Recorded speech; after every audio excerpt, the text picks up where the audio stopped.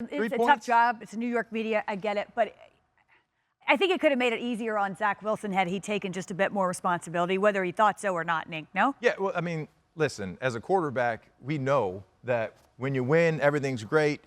When you lose, you might be overjudged. They scored 3 points, and their defense held another team that had 250 yards passing to 3 points. So you would expect that at the end of the day, you have to take more ownership in that. And offensively, they need to say, or the quarterback needs to say, I take a lot of responsibility on my shoulders that we didn't go out there and we didn't perform at a level that would put our defense in a good position. The defense put them in a great position to win this football game.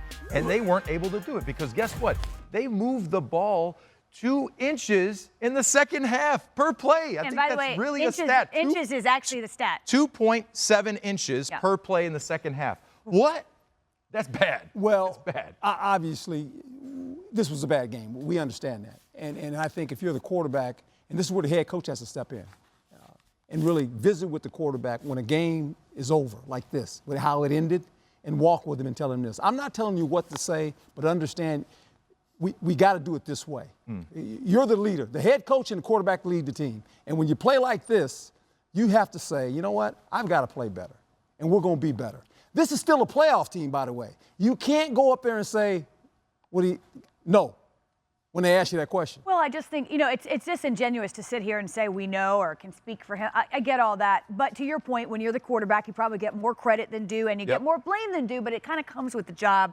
And it could have made it easier, I think, for himself and for this team. And you see a lot of head coaches, the first thing that they do is they go up to the podium and they say, this game, this loss starts with me. Yeah. And that's where you have the ownership, and I need to be better, and I have to help this team be in a better position to win.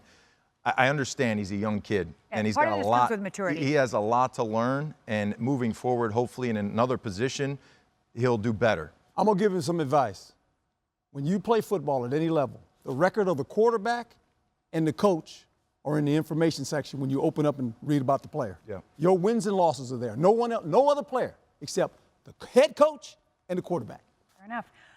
Coach mentioned this during the highlight, but do you agree that punt, should they have punted it out of bounds, put it anywhere but where they did? Yeah, you can't put the ball in the middle of the field. That's football 101. And I was on punt team for 11 years.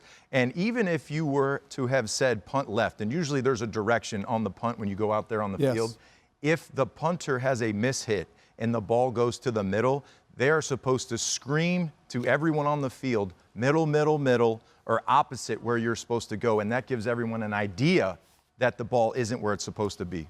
Gotcha. Well, you talk about punts. The Jets have had to punt the ball 1,500 times over the last 20 seasons. No team has done it more.